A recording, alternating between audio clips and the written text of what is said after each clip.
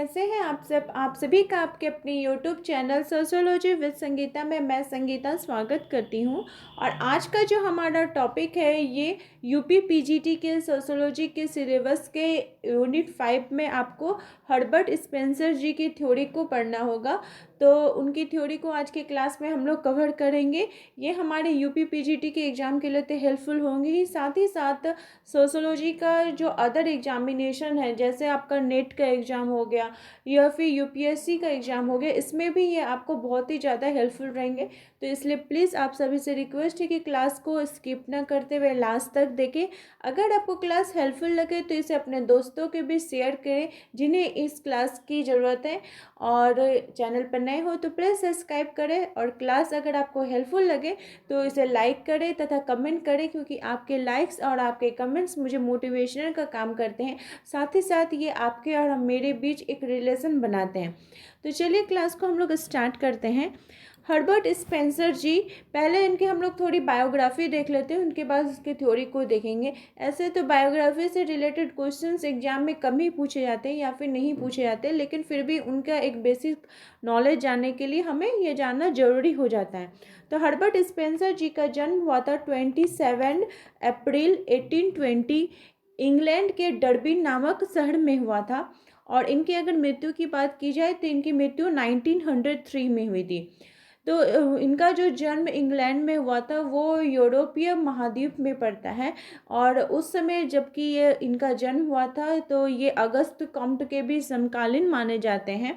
तो इसलिए बोला जा सकता है कि जिस समय समाजशास्त्र का उद्भव हो रहा था, यानी कि यूरोपीय महाद्वीप में जब समाजशास्त्र का विकास हो रहा था, तो उसी समय इनका भी जन्म हुआ था। अगस्त कॉम्ट के बारे में अगर बात की जाए तो जिन्हें समाजशास्त्र का जनक माना जाता है, उन्होंने 1838 में समाजशास्त्र की स्थापना की। इसके पहले समाजशास्त्र ये जो शब्द है इनको देने के पहले अगस्त कॉम्ट जी इसे सोशल फिजिक्स बोलना चाहते थे, लेकिन उन्होंने फिर देखा कि सोशल फिजिक्स जो है वो दूसरे थिंकर ने अपने थ्योरी में यूज़ कर लिया है। और सोशल फिजिक्स यानी सामाजिक जो भौतिकी है, ये नाम देना समाजशास्त्र को सही नहीं होगा, क्योंकि जो भौतिकी है, जो साइंस है, वो चेंज नहीं होता है। हम जो भी अपना एक इक्वेशन निकालते हैं या रिजल्ट देते हैं वो सेम ही रहता है, लेकिन समाज के अंतर्गत क्या हो रहा है, नित्य नए परिवर्तन हो रहे हैं जो कि अगर इसे विज्ञान का रूप दिया जाए तो वो सही नहीं होगा। इसलिए इसे क्या बोला गया, समाजशास्त्र बोला गया। तो समाजशास्त्र के क्षेत्र में अगस्त कॉम्ट के कार्य को आगे बढ़ाने का कार्य हर्बर्ट स्पेंसर जी को जाता है। इसी के लिए इनके संदर्भ में बोला गया है कि अगस्त कॉम्ट ने समाजशास्त्र के जिस नक्शे को बनाया, स्पेंसर महोदय ने उसमें रंग भरने का काम किया। यानी कि अगस्त कॉम्ट के कार्यों को और आगे बढ़ाने का श्रेय किनको जाता है, तो हर्बर्ट स्पेंसर जी को जाता है। इनकी इम्पोर्टेंस बुक्स की देख लेते हैं, जो कि क्या होता है कि किसी भी थिंकर्स की थ्योरी को जानने के लिए इनकी बुक्स की इनके जो इनको सिद्धांत है वो हमारे लिए जानना जरूरी हो जाता है। तो सबसे पहला सोशल स्टैटिक्स 1850 में आया था। फर्स्ट प्रिंसिपल 1863 में, प्रिंसिपल ऑफ सोशियोलॉजी 1873 में, डिस्क्रिप्टिव सोशियोलॉजी 1890 में, प्रिंसिपल ऑफ बायोलॉजी 1893 में, प्रिंसिपल ऑफ साइकोलॉजी 1872 में, principle of ethics man versus states the study of sociology. तो इसमें से अगर बात की जाए तो first principle, principle of sociology, principle of biology, principle of psychology या मैन वर्सेस स्टेट या स्टडी ऑफ सोशोलॉजी, इन सभी से रिलेटेड जो क्वेश्चन है एग्जाम में पूछे जाते रहे हैं। और यहाँ पे एक देखिए, यहाँ पे एक और इम्पॉर्टेंट क्वेश्चन है कि प्रिंसिपल ऑफ सोशोलॉजी, ये जो इसमें इन्होंने सोशोलॉजी शब्द का प्रयोग किया है। तो यह पुस्तक जो है ये समाजशास्त्र नाम लेकर पहली पुस्तक लिखी गई है। और किनके द्वारा लिखी गई है, हर्बर्ट स्पेंसर जी के द्वारा लिखी गई। यानी समाजशास्त्र ये जो विषय है, इस शब्द को लेकर सर्वप्रथम किन्होंने अपनी पुस्तक की रचना की है, किन्होंने लिखा था, तो वो हर्बर्ट स्पेंसर जी हो जाएंगे। उन्होंने इसके बारे में बात की थी। और इनकी जो थ्योरी थी प्रिंसिपल ऑफ फर्स्ट प्रिंसिपल में, इन्होंने अपने थ्योरी के बारे में बात की थी। तो सामाजिक उद्विकास का जो सिद्धांत है ये इनका सिद्धांत है, जैसे कि लॉ ऑफ एवोल्यूशन बोला जाता है। तो इनका जो सिद्धांत की अगर बात की जाए तो इनकी थ्योरी इनके लाइफ के ऊपर ही बेसिस है, क्यों ऐसा बोला जा रहा है कि जो हर्बर्ट स्पेंसर जी थे वे अपने 9 भाई बहन में वे सबसे बड़े थे, लेकिन उस समय जब इनका जन्म हुआ था तो किसी बीमारी के कारण या कोई भी इस प्रकार की महामारी कुछ ऐसी फैली होगी या अलग अलग बीमारियों के कारण इनके जो बाकी 8 भाई बहन हैं वो क्या कि वे उनकी डेथ हो गई थी, सिर्फ यही बचे थे। तो उन्होंने अपने सिद्धांत में बताया कि समाज में सर्वाइवल करने के लिए, समाज के अंतर्गत रहने के लिए किस प्रकार से जो व्यक्ति है वो समाज के अंदर खड़ा हो रहा है, किस प्रकार से रह रहा है, उन्हीं को लेकर उन्होंने अपने पुस्तक की रचना की। तो इनका जो सिद्धांत था वो चार्ल्स डार्विन की पुस्तक ओरिजिन ऑफ स्पीसीज जो कि 1859 में रचना हुई थी, जिसे कि प्राणी शास्त्रीय उद्विकास सिद्धांत के नाम से जाना जाता है। इस सिद्धांत से प्रभावित होकर उन्होंने अपने थ्योरी को दिया था। तो प्राणी शास्त्रीय उद्विकास का जो सिद्धांत है ये चार्ल्स डार्विन की पुस्तक है कि किस प्रकार से हम एक मनुष्य का धीरे धीरे विकास होता है उसको बोला गया है। आप यहाँ पे एक फिगर के माध्यम से देख सकते हैं कि पहले क्या था कि जो आदमी था वो घुटने के बल चल या रेंग कर चलता था, फिर घुटने के बल चलने लगा, फिर धीरे धीरे वो थोड़ा सीधा हुआ और सीधा हुआ। तो इस प्रकार से जो मनुष्य का गतिमान किस प्रकार से हो रहा है, तो एक सिस्टम में के रूप में हो रहा है, एक रेखीय रूप में हो रहा है। तो हम कह सकते हैं कि उद्विकास क्या है, किसी भी सिस्टम का स्टेप बाय स्टेप विकास होना, एक रेखीय विकास होना। और वो कैसा होता है, तो वो एक सरल रूप में तथा सरल से जटिल की ओर होता है, तो उसे कहा जाता है उद्विकास। और हर्बर्ट स्पेंसर ने अपनी पुस्तक फर्स्ट प्रिंसिपल में सामाजिक उद्विकास के सिद्धांत को प्रस्तुत किया था। हम यहाँ पे इम्पॉर्टेंट कुछ टर्म्स देख लेते हैं हमारे लॉ ऑफ एवोल्यूशन की, यानी सामाजिक उद्विकास का जो सिद्धांत था उसके संदर्भ में। तो आपको याद रखना यह जरूरी हो जाता है कि चार्ल्स डार्विन की थ्योरी है प्राणी शास्त्रीय उद्विकास और हर्बर्ट स्पेंसर की थ्योरी है सामाजिक उद्विकास। अगर प्राणी शास्त्रीय उद्विकास की बात करता है तो वो चार्ल्स डार्विन की थ्योरी आ जाएगी, और सामाजिक उद्विकास की अगर बात की जाए तो वो कौन आ जाएगा, हर्बर्ट स्पेंसर आ जाएगा।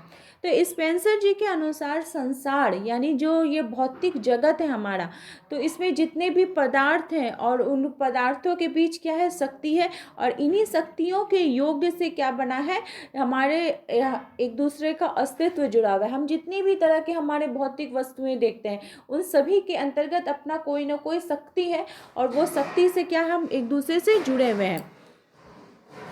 और हम लोग देख रहे हैं कि प्रत्येक वस्तु चाहे वो जैव हो या अजैव, सभी का उद्विकास होता है।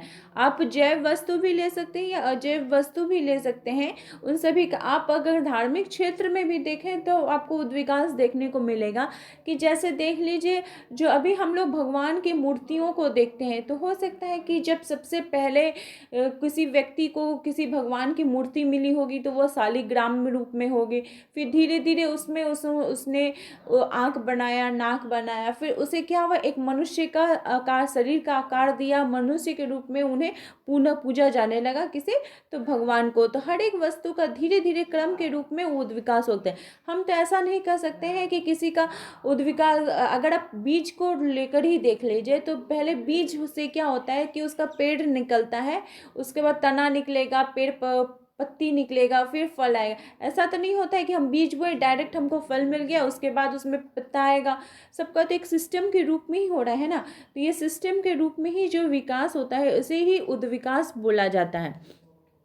हम कह सकते हैं कि जिस प्रकार से मनुष्य का जन्म होता है, किशोरावस्था आती है, पौढ़ावस्था आती है और वृद्धावस्था आती है, उसी तरह से विकास की गति चलती रहती है। और यही नियम जो है ये समाज पर भी लागू होता है, अर्थात समाज का भी उद्विकास इसी क्रम में होता है। कोई व्यक्ति या कोई ऐसा बच्चा है जो जन्म के साथ ही बूढ़ा हो जाता है, धीरे धीरे उसके अंतर्गत परिवर्तन आता है, वो पौढ़ बनता है, युवा होता है, उसके बाद वृद्धावस्था आती है, फिर उसकी मृत्यु होती है। इसी प्रकार से ये जो क्रम है ये संसार के अंतर्गत ये चलते रहता है। तो स्पेंसर का जो उद्विकास का सिद्धांत था ये 3 मान्यताओं पर आधारित था। पहला था कि शक्ति जो है ये शाश्वत है, यानी यह कभी नष्ट होने वाली नहीं है, और ये क्या है, गतिमान है, केवल इसके रूप में ही परिवर्तन होता है। आज कुछ ऐसा है तो कल फिर दूसरा होगा, सिर्फ इसके रूप में ही हमें चेंज देखने को मिलता है। और पदार्थ का विनाश नहीं होता है, केवल इसका रूप में परिवर्तन होता है।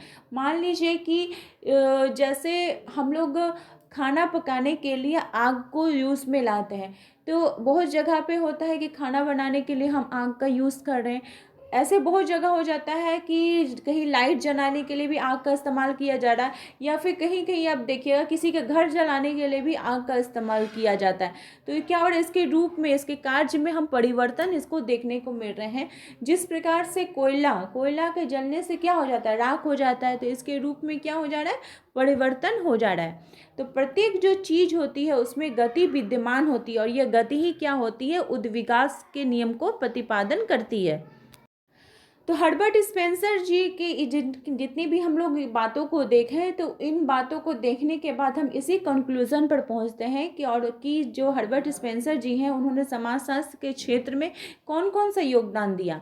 तो हर्बर्ट स्पेंसर जी को डार्विन का बुलडॉग भी बोला जाता है, क्योंकि इन्होंने डार्विन की जो थ्योरी है उनका पीछा किया था, उनके अनुयायी बने थे।